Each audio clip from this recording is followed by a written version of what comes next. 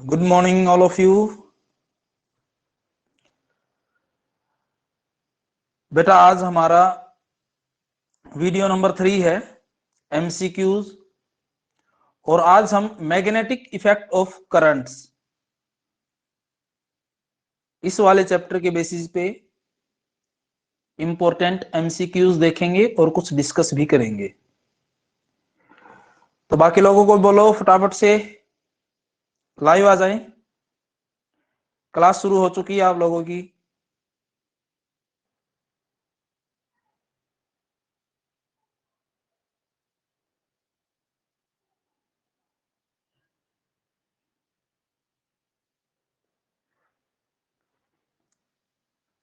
जल्दी करो।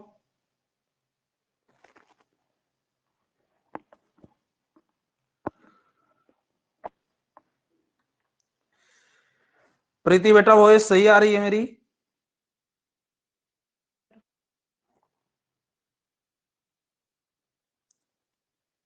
प्रीति yes sir. Voice सही आ रही है ना सभी को? दीक्षा, पंकज, सर ठीक है बेटा। अच्छा, ये किसी ने भी अपना होमवर्क इस पे अपलोड नहीं किया? बोला था ना इंपॉर्टेंट एमसीक्यूज हैं, आपको केवल क्वेश्चन और आंसर लिखने हैं, वो चारों ऑप्शन लिखने की कोई जरूरत नहीं है। आज मैं दोबारा से भेजूंगा, आपको काम चाहिए बेटा आपका ये, ठीक है? 10-10 एमसीक्यूज ही करवा रहा हूं मैं आपको, ज्यादा थोड़ी करवा रहा हूं पर डे के।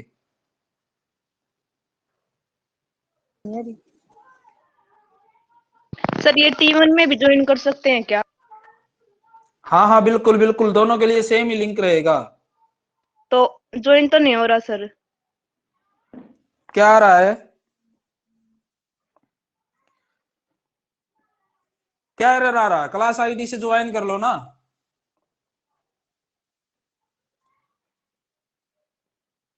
किसको प्रॉब्लम आ रही है? सुमन को। तो सुमन तो E1 में ही है ना, या T1 में है? वो T1 में ज्वाइन कर लिया उसने गलती से। तो क्लास आईडी है बेटा, क्लास आईडी से ज्वाइन कर लेगी। क्लास आईडी बताऊं मैं उसको? एक मिनट रुको, मैं क्लास आईडी बताता हूं।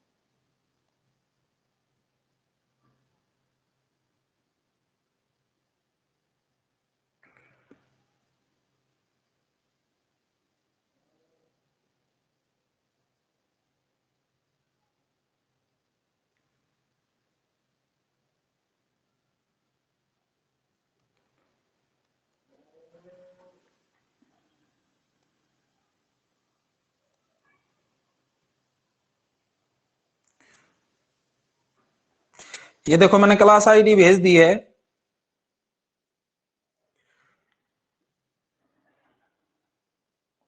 बोलो ये क्लास आईडी से ज्वाइन करेंगे।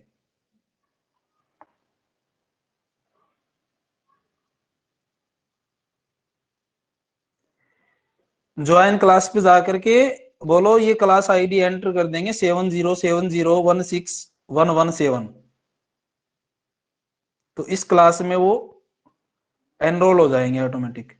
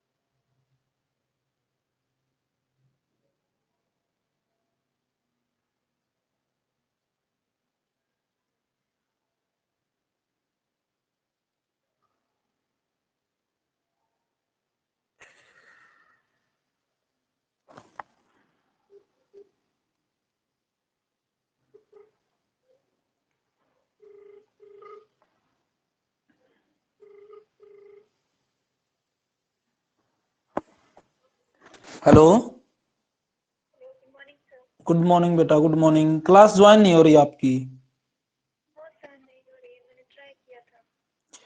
क्या दिक्कत आ रही है? सर E1 में तो ऐड ही नहीं हूँ मैं बिल्कुल, T1 में तो है। नहीं तो T1 में ऐड हो आप? हाँ। तो फिर मैंने आपके पास में क्लास आईडी भेजी है, वो क्लास आईडी से ज्वाइन क्लास पे करके देखो ना, नहीं हो रहा ऐड। नहीं हो रहा है सर, मैंने ट्राई किया था। अच्छा, तो आपको E1 में थे आप, तो T1 में किसने ऐड कर दिया फिर आपको? सर प्रीति ने कहा था कि सर अभी T1 में क्लास ले रहे हैं, तो मैंने T1 में सर E1 में कहा था मैंने, फिर इसने T1 में कर लिया ज्वाइन। T1 में तो नहीं हुआ। तो E1 में ही ले रहा हूं मैं क्लास, तो फिर प्रीति ने फिर आपको गलत इन्फॉर्मेशन दे दी। सर और मैंने गलत क्या, E1 वो तो हम तो ये सोच के में थे, कर एक लिया। सेकंड भाई, यही था कि क्लास आईडी शेयर करेंगे तो उसके अंदर ज्वाइन हो जाएंगे।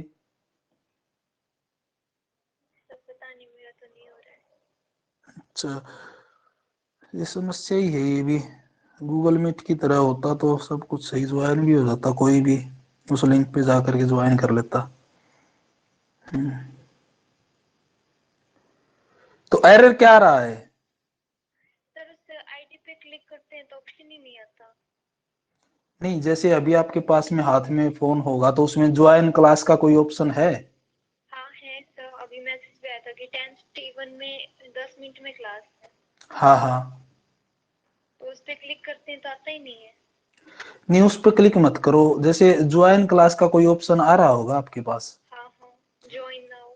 हाँ, ज्वाइन नाउ पे आप तो कोई क्लास आईडी पूछे तो वो आईडी एंटर नहीं कर सकते उसमें आप। हाँ सर, कर सकते हैं। हाँ, तो ये आईडी एंटर करके फिर देखो ज्वाइन होने के लिए, जो ये आईडी है ना 7070161117, है ना, ये हाथ से मैनुअली डाल दो ये आप आईडी, और फिर देखो ज्वाइन हो रहा है कि नहीं हो रहा। ठीक। हाँ देखो, अभी मैं शुरू करता हूँ। आईडी रिपीट करना। आईडी आईडी है, चलो ठीक है, मैं आपको बताता हूँ। 70। 7070। Yes sir, double 7070। हाँ हाँ, 2 time 7070। Yes sir. Yes sir. 16117। Okay sir. हाँ देखो एक बार इसको एंटर करके।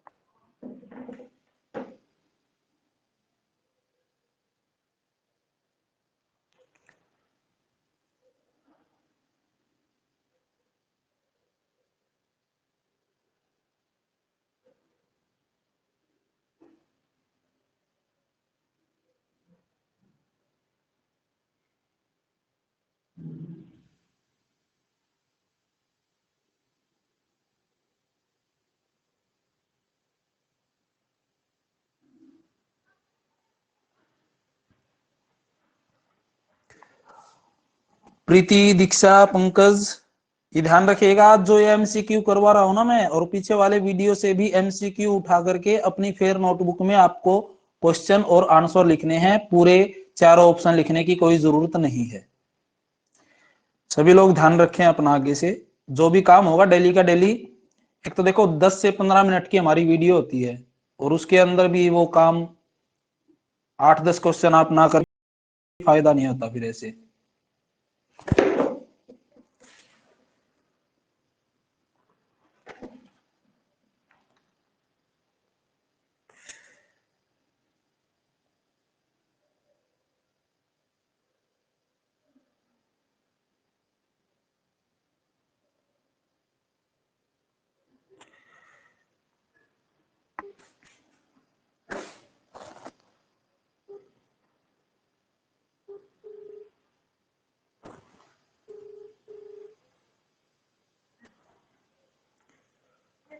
हुआ बेटा? सर आईडी तो डाल देंगे अभी, मैसेज सेंड तो है आपके पास देखना। हाँ, मेरे पास आई है रिक्वेस्ट, मैंने एक्सेप्ट कर लिया उसको। Yes sir. हाँ। 10 E1 के अंदर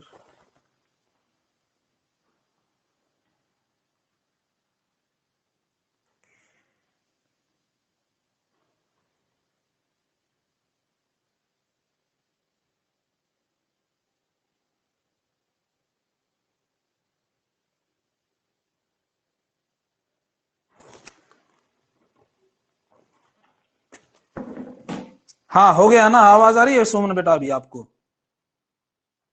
सर आ रही है। ठीक है ठीक है ठीक है। तो वही किया होगा, ज्वाइन क्लास में आईडी को एंटर करके, या और कुछ किया? यस सर हो गया, फोन में इश्यू था थोड़ा। अच्छा अच्छा, चलो कोई बात नहीं, हम बाकी के पास भी इंफॉर्मेशन पहुंचाएंगे कि सभी क्लासेस जो हैं ज्वाइन करें। स्कूल में जाना आपको आज? Yes sir. ठीक है कोई बात नहीं, उस टाइम कोई डाउट सेशन चलेगा अपना, तो उस टाइम भी मैं लाइव आऊंगा, देखते हैं टाइम टेबल जो भी सेट होगा उसके अकॉर्डिंग। ठीक है, लेकिन अभी ये 10-15 मिनट की क्लासेस है, आपके लिए इंपॉर्टेंट रहेगा, आप लगा लिया करो अपना। ठीक है, आज तो ऐड होने में ऐसे ही टाइम चला गया थोड़ा सा, लेकिन नेक्स्ट टाइम इतना टाइम नहीं लगेगा, 10 से 15 मिनट का सेशन चलेगा बस। चलो कम टू द टॉपिक। देखो बेटा, हमारे पास में एमसीक्यूज हैं, और पहला ये हमारे पास में एमसीक्यूज पता ना आपको, आज हम मैग्नेटिक इफेक्ट ऑफ करंट से रिलेटेड ऐसे एमसीक्यूज हैं जो आपने शायद देख भी रखे होंगे, और कुछ ऐसे आपको मिलेंगे जिनका आपको नहीं मालूम। तो पहला एमसीक्यू है, इसकी हम बात करते हैं। The main power supply of a house is through a 2 ampere fuse. किसी घर को जो सप्लाई जा रही है ना, एक फ्यूज के थ्रू जा रही है, और वो फ्यूज है 2 एम्पियर, मतलब 2 एम्पियर से ज्यादा करंट उसके अंदर से जाएगा तो फ्यूज हो सकता है आपका ब्रेक हो जाए। अब ये पूछ रहा है कि how many 50 watt bulbs can be used in this house at normal voltage. ठीक है, नॉर्मल वोल्टेज देखो, अपने घरों में जो नॉर्मल वोल्टेज आती है बेटा, वो कितनी आती है? देखो ये न्यूमेरिकल है तो थोड़ा सा समझने में टाइम लगेगा, 2 से 3 मिनट, बाकी का आंसर जल्दी मिल जाएगा। ठीक है, तो हमारे पास में देखो, घर के अंदर जो करंट फ्लो कर रहा है 2 एम्पियर। ठीक है, पूछा गया है कि कितने 50 वाट के बल्ब, यानी कि हर एक बल्ब की जो पावर है वो कितनी है? 50 वाट है। आपको नंबर ऑफ बल्ब्स बताने हैं कि कितने कनेक्ट किए जा सकते हैं अगर नॉर्मल वोल्टेज घर में यूज हो रही है। तो नॉर्मल वोल्टेज सभी को मालूम है कि हम 220 वोल्ट लेकर के चलते हैं। ठीक है, तो ऐसे 50 वाट के कितने नंबर ऑफ बल्ब्स हम पैरेलल में कनेक्ट करें कि 2 एम्पियर करंट जो है, ठीक है, हमारा उन सभी बल्ब्स के अंदर यूटिलाइज हो जाए प्रॉपर तरीके से, बिना फ्यूज ब्रेक हुए।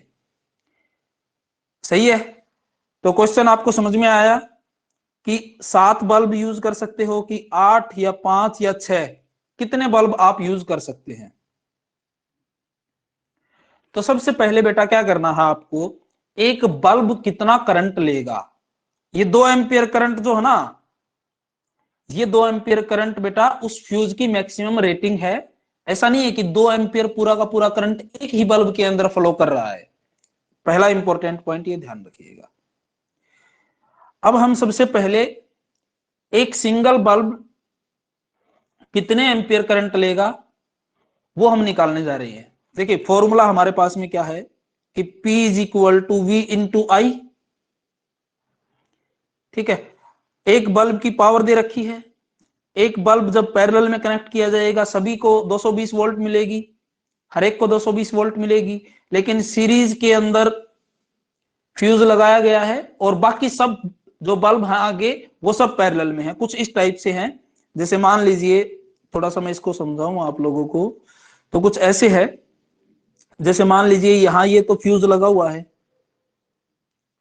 ठीक है, और यहां ये 220 वोल्ट सप्लाई है आपकी।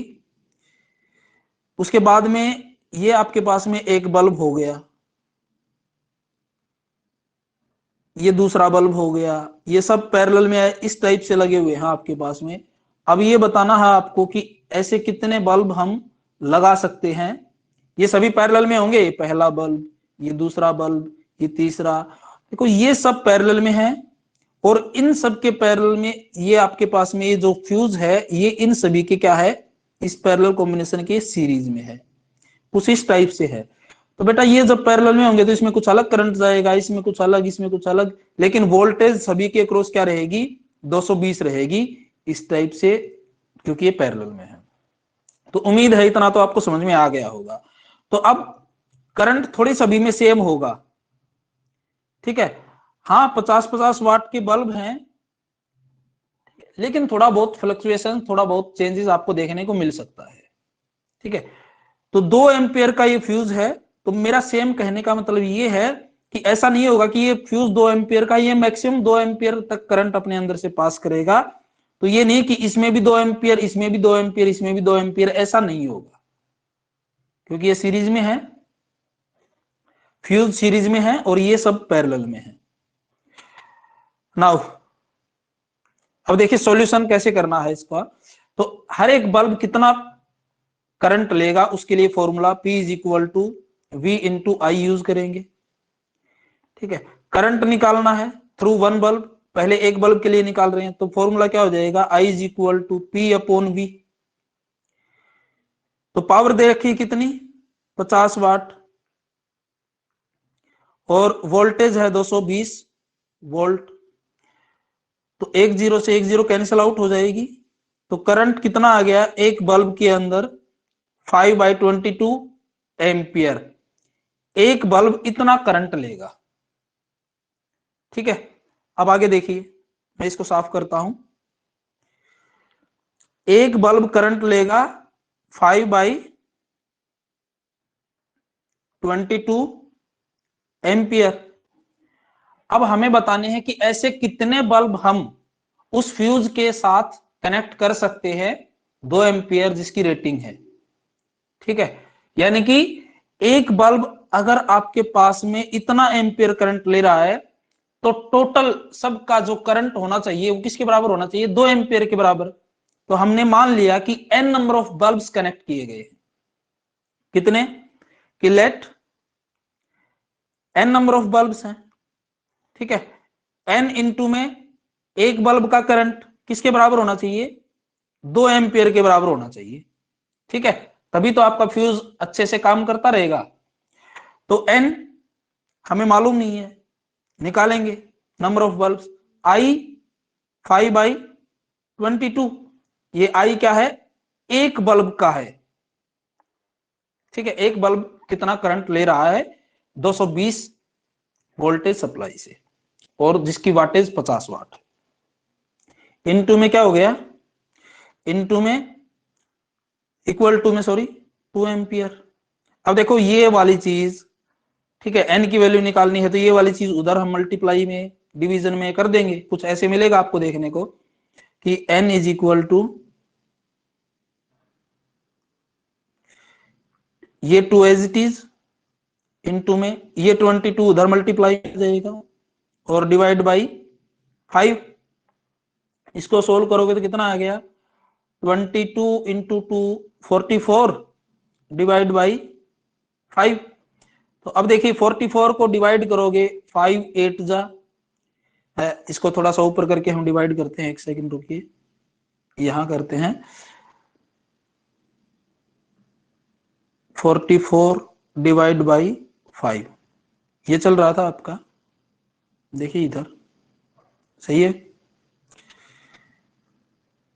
तो 44 को आप डिवाइड करेंगे 5 से, तो रिजल्ट क्या आएगा, 5 8 जा, पॉइंट लगाएंगे, भाग नहीं होगा, फिर 8, यानी कि 8.8 n की वैल्यू आ गई 8.8 बल्ब्स। अब एक बात बताओ, बल्ब्स तो होंगे तो आपके पास में संख्या में पूरे होंगे ना, एक होल नंबर आपको देखने को मिलेगा, जैसे 1 2 3 4 5 6 7 8। ये पॉइंट में थोड़ी, 0.8 बल्ब कोई होता है क्या, नहीं है, ठीक है। तो फ्यूज अगर आप ऑप्शन में अगर मान लो 9 बल्ब दिया हुआ है, तो वो भी गलत हो जाएगा, क्योंकि 9 बल्ब अगर होंगे, ठीक है, तो करंट थोड़ा बढ़ेगा, करंट बढ़ेगा 2 एम्पियर से बढ़ेगा, तो फ्यूज आपका ब्रेक हो जाएगा। तो आपको अच्छे से अगर चलाना है, ठीक है, तो आपको इसको राउंड ऑफ करके लिखना पड़ेगा 8 बल्ब्स, 8.8 की जगह पे क्या लिखना पड़ेगा, 8 बल्ब्स, ठीक है। तो टोटल 8 बल्ब्स आप 2 एम्पियर के फ्यूज से, और 50 वाट जिनकी रेटिंग है, 220 वोल्टेज जो नॉर्मल घरों में वोल्टेज आती है, उस पे आप 8 बल्ब अच्छे से यूज कर सकते हो बिना फ्यूज ब्रेक हुए। क्लियर, तो बेटा एक बार जल्दी से मेरे को ये बताइए, सभी को समझ में आया ये न्यूमेरिकल? कोई डाउट? अब उसके बाद वाले फटाफट जल्दी से हम करेंगे। Sir.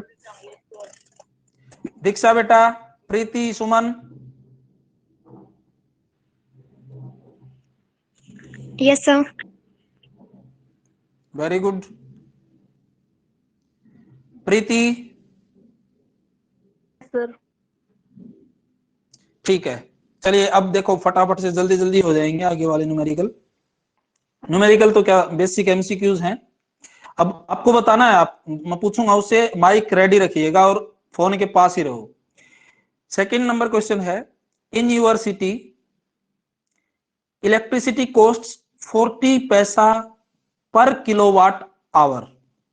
40 paisa per kilowatt hour you pay for. आप दिए गए ऑप्शन में से कौन सी इलेक्ट्रिकल क्वांटिटी के लिए ये पेमेंट कर रहे हैं? मींस आप इलेक्ट्रिक करंट के लिए पे कर रहे हो, इलेक्ट्रिक एनर्जी के लिए, इलेक्ट्रिक चार्ज के लिए, या इलेक्ट्रिक पावर के लिए? दीक्षा जल्दी बताओ बेटा, आंसर बताओ। Electric energy. Very good. क्योंकि देखो KWH किसके पीछे लगता है? कॉमर्शियल यूनिट ऑफ एनर्जी, यानी कि एनर्जी के पीछे लगेगा। वैसे तो जूल होती है एनर्जी की यूनिट, लेकिन इलेक्ट्रिक एनर्जी की यूनिट बेसिकली KWH के अंदर मेजर की जाती है। तो this is the unit of electric energy. तो right answer will be electric energy, option number B. चलिए आगे बढ़ते हैं। Question number 3, a magnetic field line is used to find the direction of. ठीक है, कि एक मैग्नेटिक फील्ड लाइन, देखो जैसे हमारे पास में ये आपके पास में एक नॉर्थ साउथ पोल है किसी मैग्नेट की, हमें मालूम है कि ऐसे मैग्नेटिक फील्ड लाइंस रहती हैं। क्लियर? नॉर्थ से साउथ की तरफ, सॉरी यहां नहीं, यहां। तो अब क्वेश्चन ये पूछा गया है कि अगर आपके पास में कोई भी मैग्नेटिक फील्ड लाइन है, ठीक है, तो उसका आप किस चीज की डायरेक्शन फाइंड आउट करने के लिए यूज करते हो? ऑप्शन में साउथ नॉर्थ, ए कंपास नीडल, ए बार मैग्नेट, या मैग्नेटिक फील्ड। प्रीति बताइए बेटा answer. South north. South north. अच्छा ये बताना मेरे को, जैसे आपके पास में एक मैग्नेटिक फील्ड लाइन दे दी, ठीक है, ये आपके पास में कोई मैग्नेटिक फील्ड लाइन दे दी ऐसे, ठीक है, और उस पे ये कोई पॉइंट दे दिया, ये पॉइंट P है, ठीक है। तो यहां कैसे पता चलेगा हमें कि साउथ नॉर्थ? एरो के हिसाब से क्या? ऐसे कि ये इधर से आ रहा है, इधर इसका मतलब नॉर्थ पोल होगा, इधर साउथ पोल होगा। यहां साउथ नॉर्थ बेटा जो हमारे पास में डायरेक्शन होती है ना, ईस्ट वेस्ट साउथ नॉर्थ, इस मैग्नेटिक फील्ड लाइन से तो हम नहीं पता कर पाएंगे ये चीज, ठीक है। तो ये ऑप्शन गलत हुआ। अब मैं आपको सही बताता हूं कि जो मैग्नेटिक फील्ड लाइन है उसकी वजह से किस चीज की डायरेक्शन आप फाइंड आउट कर सकते हो? आप मैग्नेटिक फील्ड की डायरेक्शन आप फाइंड आउट कर सकते हो किसी पर्टिकुलर पॉइंट पे। कैसे? आपको बताया हुआ है कि जिस भी पॉइंट पे आपको बोला जाए उस पॉइंट पे आपको एक टेंजेंट ड्रॉ कर देना है ऐसे। तो वो जो टेंजेंट ड्रॉ करोगे, भाई एरो ऐसे है, इसके अकॉर्डिंग आपने टेंजेंट ऐसे ड्रॉ कर दिया, तो मैग्नेटिक फील्ड की डायरेक्शन इस पॉइंट पे उधर की तरफ होगी ऐसे। और अगर मान लो कुछ ऐसे दे रखा है, यहां दे रखा है मान लो पॉइंट, और मैग्नेटिक फील्ड की डायरेक्शन ये है, तो इधर से आ रहे हैं, तो इस पे आप ऐसे टेंजेंट ड्रॉ कर सकते हैं, ठीक है। तो ध्यान रखिएगा, मैग्नेटिक फील्ड लाइन पे अगर आपसे कोई भी कोई पॉइंट दे दे, तो उस पॉइंट पे जो आप डायरेक्शन बता रहे हैं वो आप मैग्नेटिक फील्ड की डायरेक्शन बता रहे हैं। क्लियर? नेक्स्ट मूव करते हैं। तो आंसर डी इसका सही रहेगा, ठीक है। नेक्स्ट,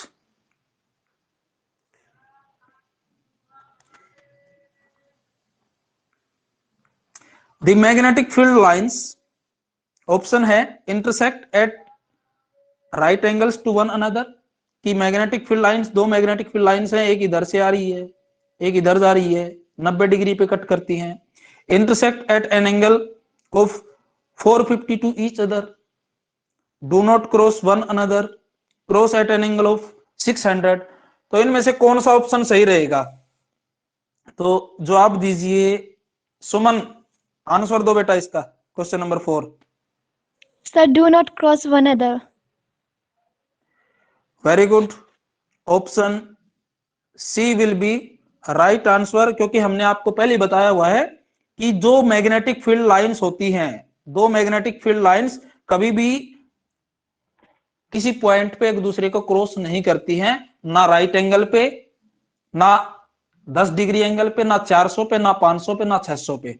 ठीक है, एक दूसरे पे फोर्स अप्लाई करके मुड़ जरूर जाएंगी, लेकिन एक दूसरे को इंटरसेक्ट कभी नहीं करेंगी। ठीक है, तो do not cross one another. Next question number 5th, a magnetic field line is use to find the direction of, देखो ये हो चुका, ये गलती से रिपीट हो गया क्वेश्चन, मैग्नेटिक फील्ड चलेगा ये, आगे देखते हैं।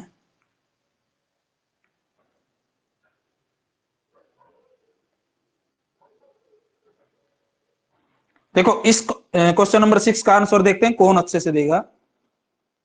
The magnetic field lines inside a current carrying solenoid are along the axis and parallel to each other, circular but they do not intersect with each other, circular at the ends inside the solenoid, all of these।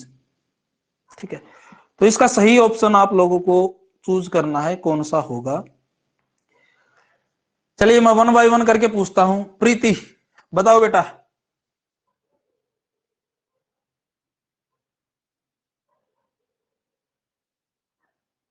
प्रीति बेटा voice आ रही है? Yes, sir. बताओ question number 6 का answer फटाफट बताओ जल्दी। All of these. All of these, ठीक है। अच्छा आगे दीक्षा आप आओ। Sir, circular, अगर but आप they do not intersect each other. Circular but they do not cross each other, ठीक है ठीक है। आगे next Suman. So, circular at the ends inside the solenoid. Circular at the ends inside the solenoid. Pankaj, सभी ने अलग अलग Along बताए, the किसी ने axis सेम and बताए। parallel to each other. हाँ मतलब किसी ना किसी का तो सही मिलेगा ही मिलेगा। अच्छा अब देखो, अभी आप लोग ही बताना मेरे को, ठीक है, कि आपके हिसाब से क्या है। पहले आप लोगों ने क्वेश्चन को देख लिया ना अच्छे से, कि the magnetic field lines inside a current carrying solenoid. देखो मैं आपके पास फिगर बनाता हूं, फिर देखना कि ये पहले मैंने सोलेनॉइड बनाया है ऐसे,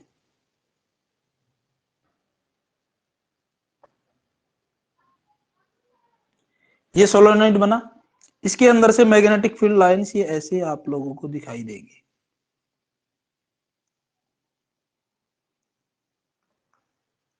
ठीक है, ये एरो पुट कर दिया मान लो ऐसे।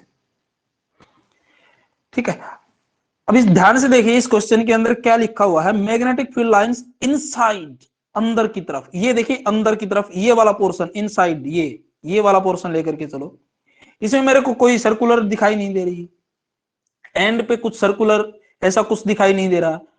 ठीक है, मेरे को सिर्फ ये दिखाई दे रहा है कि ये सोलेनॉइड है, और इसका एक्सिस हम ड्रॉ करें तो एक्सिस ये आएगा, ऐसे इसका एक्सिस आएगा, और इस एक्सिस के क्या है, ये सभी लाइंस क्या है, पैरेलल टू ईच अदर हैं, अपने खुद के पैरेलल भी हैं और इस एक्सिस के पैरेलल भी हैं।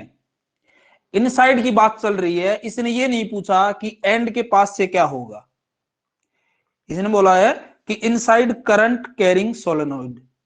क्लियर, इस सोलेनॉइड में करंट फ्लो कर रहा है। तो अभी कौन सा ऑप्शन सही रहेगा? Option number A will be right answer. देखो बेटा यही तो इंपॉर्टेंट चीजें हैं जो आप लोगों को सीखनी पड़ेंगी, ये आगे आने वाले एग्जाम्स में बहुत ज्यादा काम आएंगे आप लोगों को, और फिर मैं नहीं चाहता कि दिक्कत फेस करनी पड़े आप लोगों को। ठीक है ना। ये पता कहां कहां से मैं ढूंढ के आप लोगों के लिए लेके आ रहा हूं ये क्वेश्चंस, फिर पीडीएफ में कन्वर्ट कर रहा हूं, कंप्यूटर में बना रहा हूं, फिर पीडीएफ में कन्वर्ट कर रहा हूं। इसको एज ए फॉर्मेलिटी मत समझिएगा, मतलब ये ऐसी है, आपने ये क्लास लगा ली है एक बार तो ये क्वेश्चन आप कभी भूल नहीं सकते हो जिंदगी भर। इसलिए बोल रहा हूं कि बाकी जो फ्रेंड्स हैं उनको भी बोलो क्लास ज्वाइन करें। चलो नेक्स्ट क्वेश्चन नंबर 7 पे आते हैं। A bar magnet is placed vertically above a horizontal wooden board। ठीक है, देखो आप मान लीजिए ये आपके पास में कोई हॉरिजॉन्टल वुडन बोर्ड है और क्या बोला गया है, the magnetic field lines of force will B, देखो इसके ऊपर वर्टिकली ऐसे मैग्नेट रख दी, मान लो ये नॉर्थ साउथ, ठीक है। तो बोला गया है कि इससे जो मैग्नेटिक फील्ड लाइंस होंगी वो कैसे क्या देखने को मिलेंगी। अब हमें मालूम है कि ऐसे ऐसे मैग्नेटिक फील्ड लाइंस जो हैं हमें देखने को मिलेंगी। क्लियर। अब हम बात करते हैं क्वेश्चन के रिगार्डिंग कि stronger bar magnet is placed, figure में दिखाया था वैसे ही, the magnetic field lines of force will be, option है only in horizontal plane around the magnet. Horizontal plane जैसे ये आपके पास में टेबल थी, कुछ भी टेबल लगा लो कि ये हॉरिजॉन्टल प्लेन, ये वाला प्लेन, ठीक है, किसके अलोंग, ये ऐसे ही होंगी बस, ठीक है। यहाँ 3D नहीं है, नहीं तो 3D की वजह से हम आपको समझाते कि प्लेन में ऐसे, only in vertical direction, vertical जैसे मैग्नेट को हमने ऐसे खड़ा कर रखा था ना, ये नॉर्थ पोल साउथ, कि ऐसे वर्टिकल डायरेक्शन ये ऊपर की तरफ ऐसे ही मिलेगा केवल, या in horizontal as well is in vertical plane, कि दोनों मिलेगा, या in all planes around the magnet. बताइए फटाफट आंसर कौन बताएगा। मैं 1 मिनट के लिए जो है ना आपको टाइम इन दे रहा हूं, ऑल कौन बताएगा planes answer. Around the magnet. अच्छा, और कोई,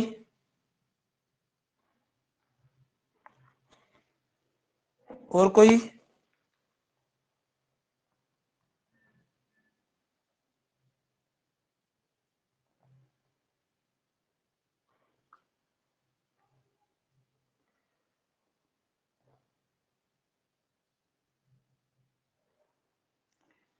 और कोई बताएगा कोई जवाब।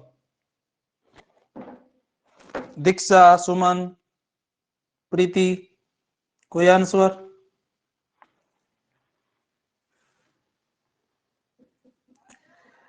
प्रेजेंट हो कि नहीं, फोन रख के चले गए कहीं।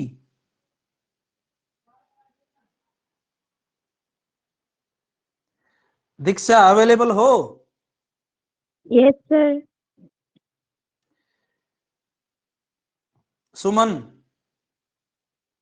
Yes sir. कोई ऑप्शन समझ में आया इनमें से।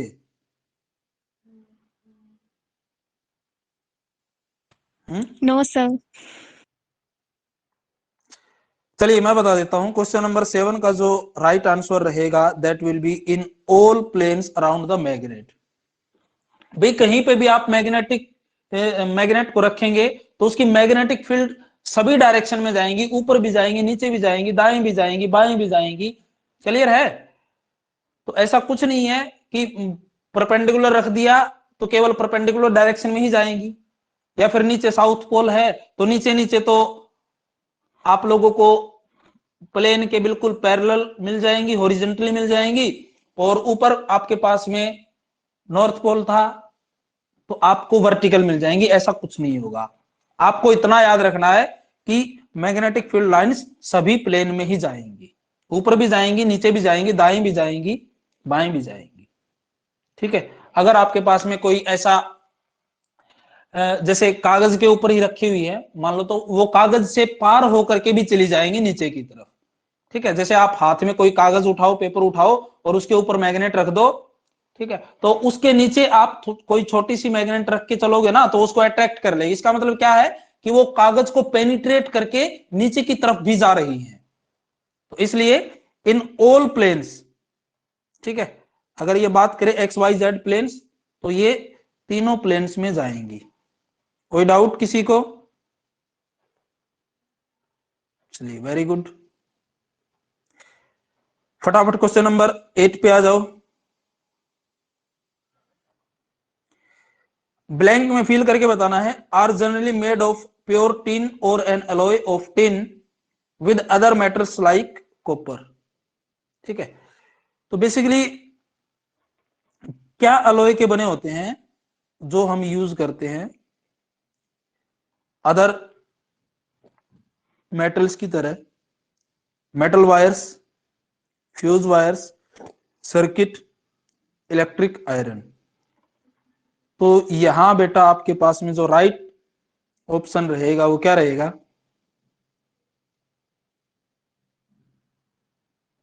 Fuse wires. क्लियर, ये ध्यान रखिएगा, ये ऑप्शन आपको याद रखना है। Next question number 9,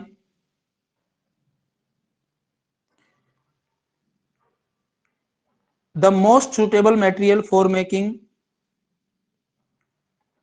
the core of electromagnetic is soft iron, brass, aluminium, steel।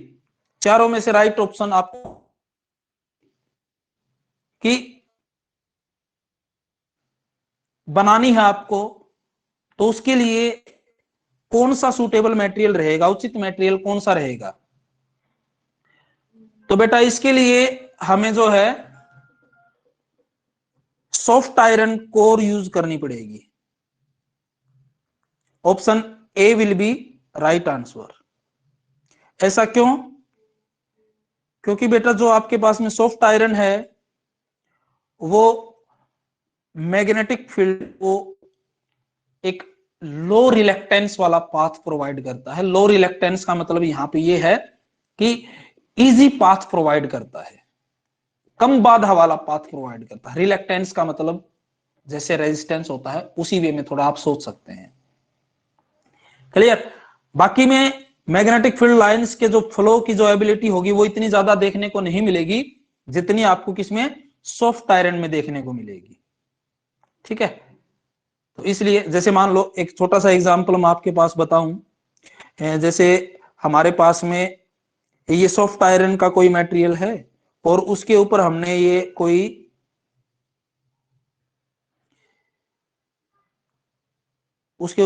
कोई कॉइल बना दी और उसको बैटरी से कनेक्ट कर दिया, और जब इसको हम ऑन ऑफ करेंगे ना तो यहां इस रास्ते से मैग्नेटिक फील्ड लाइंस होती हुई यहां आगे तक यहां पहुंच जाएंगी। मतलब एक तरह से कंडक्टिविटी प्रोवाइड करेगा, ये बहुत अच्छी कंडक्टिविटी प्रोवाइड करेगा किसको, मैग्नेटिक फील्ड लाइंस को।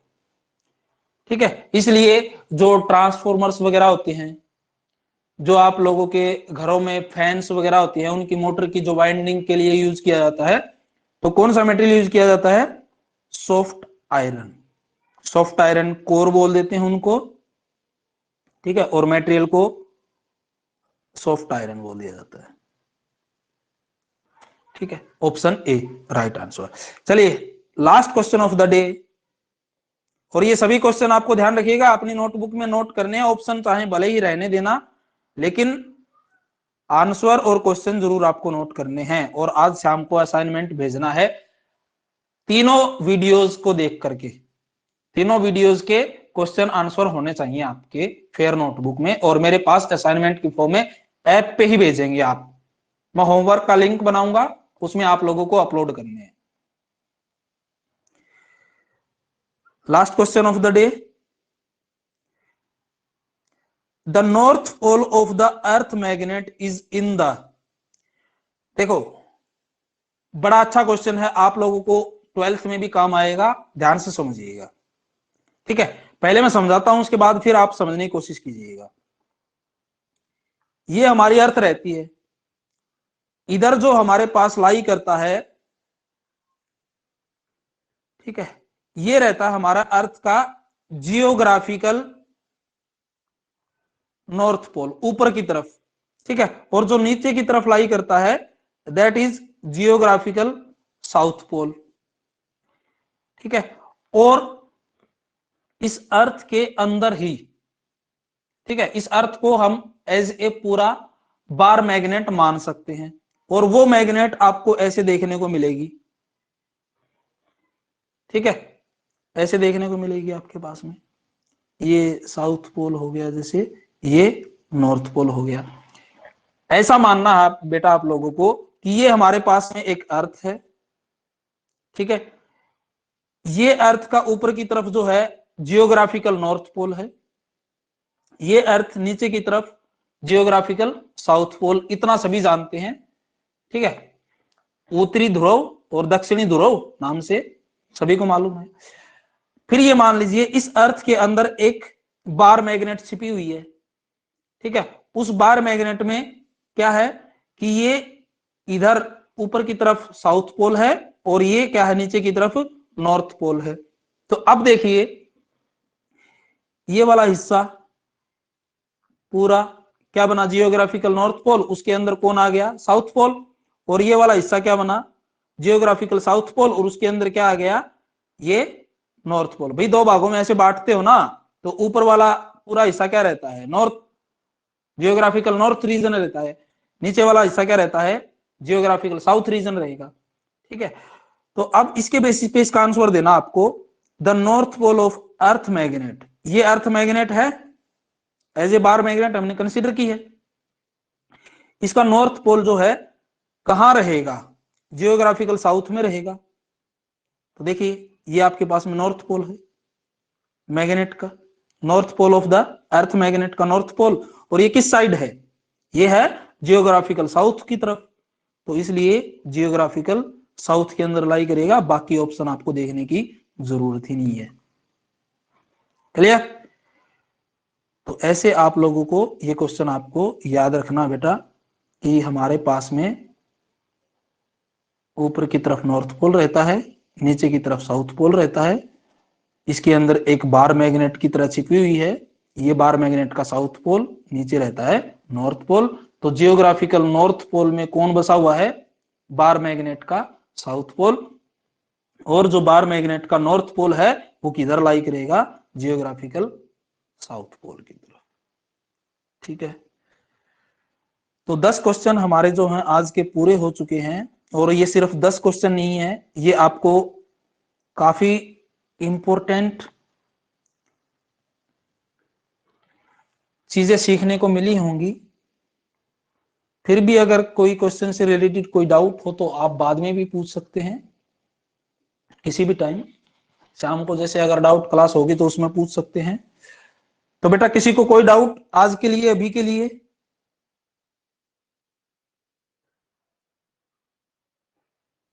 बताओ जल्दी, फिर हम क्लास ऑफ करते हैं।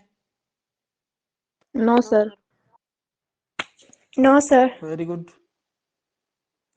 चलो ठीक है बेटा, एक बार वीडियो को अच्छे से देख लेना अपना।